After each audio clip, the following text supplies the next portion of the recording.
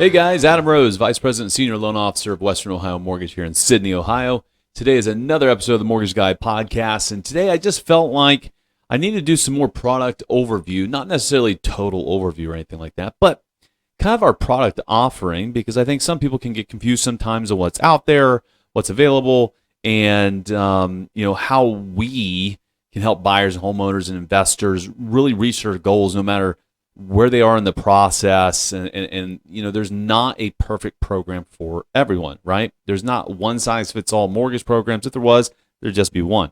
So let's hop in real quick. So again, I'm going to do a broad brush stroke of each program real quick, just to remind you of what we can provide and how it might be able to fit into your goals on what you're trying to accomplish in real estate. So whether it's investing or building a portfolio or just trying to find a place to live. So loan programs I like to start with the lowest down payments available, and we always go with VA, right? So VA is designed for veterans and active duty military service members. Often no down payment, right? And very, very flexible guidelines. The nice thing about VA, again, is the no down payment piece, and there's no monthly PMI, right? Mortgage insurance premiums or private mortgage insurance, however you want to call it, which is a big plus. Rates are pretty competitive. And if you receive VA disability of any sort, they will waive your funding fee. That's the one downside with VA is their funding fee is a little bit larger than the FHAs and the USDAs in the world. But if you receive any kind of disability, we can run and go get your certificate of eligibility from VA and see if you can get that waived, which is a big plus. So if you have the ability to go VA, that's numero uno in my opinion in regards to the benefit to the consumer. Second would probably be USDA. USDA also zero money down for rural areas. Again, the definition of rural for us is a little bit different than most, right? Basically, if the population is 20,000 people or less, you're probably going to fit in the USDA realm. There's a map out there you can Google, USDA eligibility map. You can plug in your address, check it out. But like around us, like Piqua, Troy, Dayton, obviously too big to go, but like Shelby County is 100% eligible. Logan County, Auglaize, Salina, Dark, all great programs, great areas for USDA. Very low PMI, 0.35%, and their funding fees the lowest out of all those government programs at 1% funding fee.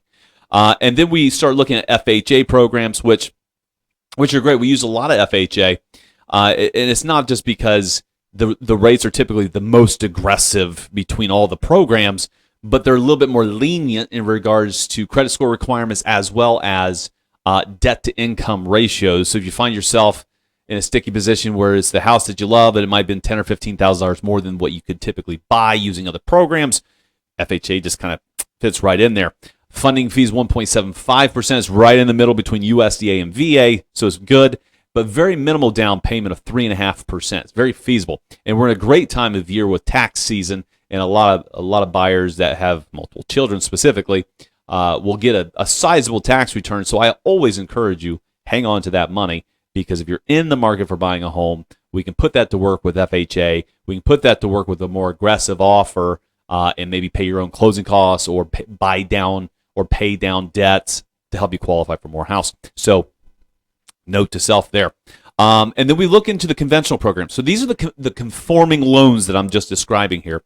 So conventional, ideal for borrowers with very, very strong credit.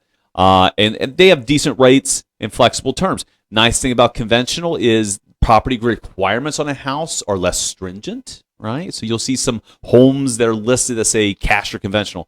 If it says cash or conventional, I mean, you really got to look at it, because not everything will go conventional. So you got to be careful.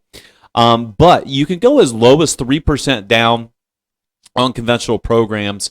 Now, there are some lenders out there that create some like 1% down, no MI stuff, but it's a kind of a specialty thing. It's in-house because they're basically, I don't want to speak for all of them, of course, but a lot of times when you're doing a 1% down, 2% down, they're mixing the down payment assistance, and they're also possibly doing a lender-paid mortgage insurance premium where they're charging you a higher interest rate in order to cover that expense, but neither here nor there. Let's just talk about the conforming standards, right? So conventional 3% down and higher. PMI is risk-based. It's not like the FHAs and the USDAs where it doesn't matter what your credit score is. It's just a fixed amount. Conventional is risk-based. your loan to value or your down payment amount, credit score, debt ratio, those are playing a role in what your PMI rate is. I've seen extraordinarily low, like 0.12%, which is crazy low, all the way up to, if your credit score is in the mid sixes and you just have to go conventional, it's going to be pretty high. It'll be in the ones per month. So that's why, a lot of times we try to push those middle credit score borrowers more towards an FHA USDA loan because it is more beneficial to the buyer than a conventional program sometimes. Now, on the conventional side as well, there's a standard 97, which is a 3% down program, but there's also HomeReady and Home Possible. These are designed for first-timers. HomeReady doesn't require you to be a first-timer. You just can't have ownership interest in two properties at the same time. But the benefit of HomeReady and Home Possible is not just the 3% down, but sometimes the pricing's a little bit better. You might be able to get an eighth or a quarter better than a 5% down loan program if you didn't qualify for these HomeReady or Home Possible. Plus the PMI rate, the amount of coverage we have to get is reduced. So your payments are usually more attractive. Now, the challenging piece of it is they're going to calculate the income for both borrowers that are on the loan, only on the loan, okay? And you have to be at 80% of the area median income. In our area, you got to be in like that 65 to 73 range. I'll have to double check the guidelines there. Actually, it might be 73 to like 80-ish, but it depends where you're buying, right? So the AGI can adjust. So specialty financing, all right, so those are the conforming things that I wanted to hit and remind people of what we can do. And we can also do down payment assistance, all right? That's something that I do want to mention. OFA is probably the most common one, but we do have other options available depending on your situation. But we have great financing options there with down payment assistance programs. But specialty financing that not everybody does offer, I always need to touch on it. Renovation loans, right? So you're going to be able to finance the purchase and improvements all in one mortgage. We can combine that with VA Reno, USDA Reno, FHA 203K, and conventional home style renovation. We can do all of those, okay? Very, very popular program. If you find that home that, may not be up to snuff, whether it's just not meeting minimum property standards, or if you just have a wish list of items, whether it be, hey, I want a new kitchen, I want an addition, a new roof, furnace, whatever it is, it could be an option for you to attach or just do a renovation loan instead of your traditional conforming loans. We do new construction loans, which I won't go too far into, but we are quite aggressive in regards to your out-of-pocket expense. My typical, just to give you a broad brushstroke, we do a 2-time close. What that means is we close your construction loan, do your draws to your contractor, and then we do a long-term financing in the form of a refinance once your home's pretty close to being completed. But approximate out-of-pocket expense is about 8% of your total acquisition cost. Now, when I say total acquisition, I'm talking about if you're buying a lot and the cost of your construction. Combining those two together, approximately 8% of that is going to be used for closing, down payment holds, escrow holds, stuff like that. So that gives you a rough idea, at least, of what's going on.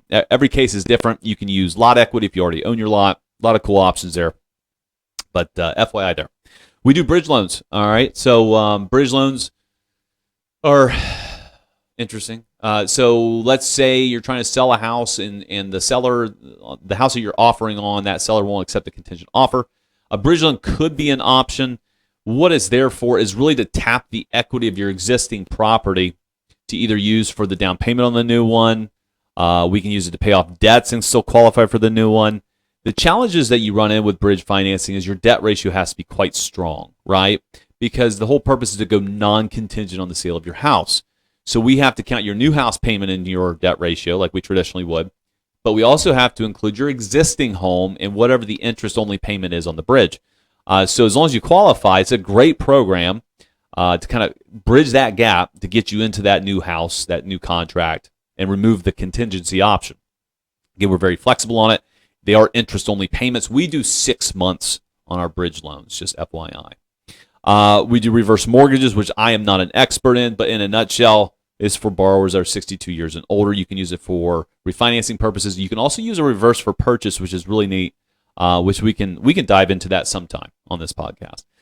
We do offer HELOCs. I saw a local agent post about someone doing HELOCs, and I'm pretty sure they use the exact same funding sources we do, because we can use it on your existing home, right? We can do second homes. We can do investment property HELOCs as well. Even if the home is listed for sale or plan on being sold in the next 6 months, you can still do a HELOC on it. So contact us on that. We use our funding source through Figure and Nifty Door, all automated. And I've had closings in as little as just a couple of days from the time that you do your application. It's quite impressive. It's fully automated. We also do non-QM loans, which I've talked about before. There's solutions for your self-employed, your investors, non-traditional income earners, stuff like that, whether it's primary investment, vacation, whatever it might be. We got the bank statement programs. We got the I-10s. We've got the 1099 programs. We've got the DSCRs of the world for your investors. A lot of options. So I wanted to make sure I came on here and express that again to make sure you are aware of our full portfolio of products. And we also have a lot of other things that we provide, including helping people set up bi-weekly payment structures through GemCap Financial. We have a lot of relationships with title companies here locally that we've pre-negotiated fees down with to help save you a couple $100 on costs. We've got insurance options. We have a ton of partners on insurance that we'd like to send you out to. Again, your choice on who you want to use for insurance. Absolutely 100%. But if you do need assistance in that, that is something we can help with as well. And we also can assist ADT set up and get discounts there. So if you're looking at getting the security stuff for your house, we can hook you up with that and get some pretty good discounts. So we have a whole slew of things that we can help you with. We try to be your one-stop shop for all financial services in regards to real estate. Minus I don't have a real estate company, which I'm not going to dive into. But there's not a single one-size-fits-all mortgage. Like I mentioned earlier, if there was, there'd only be one program. Our goal is to really find the solution for your goals, for the timing, and whatever it is that you're wanting to accomplish in your life or with real estate. And that's why we always say that we're the solutions expert. That's some of our commercials. We're the solutions expert, meaning we have to find an answer or a solution to your specific scenario, your credit background, your cash that you have, whatever it might be, whatever you're trying to accomplish, we're going to help you all the way through it. That's all I got for you guys this week. Remember, subscribe on YouTube. Check us out on Apple Podcasts and Spotify. We'll catch you all next week.